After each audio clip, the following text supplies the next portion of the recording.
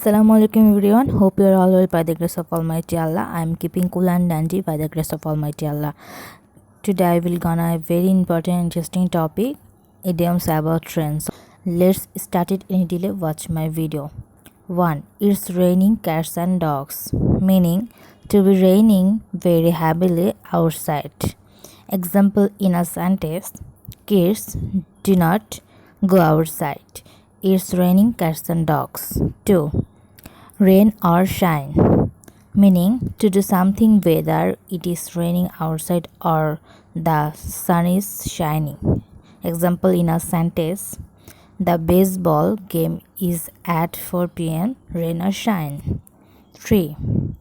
It's raining man, meaning to imply there are many attractive men around. Example in a sentence, Shara, you need to go to the pool hall.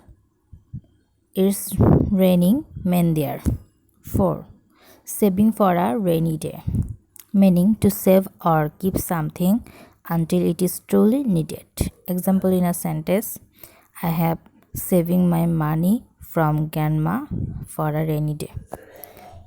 5 and last, rain check, meaning to use or take advantage of an invitation at another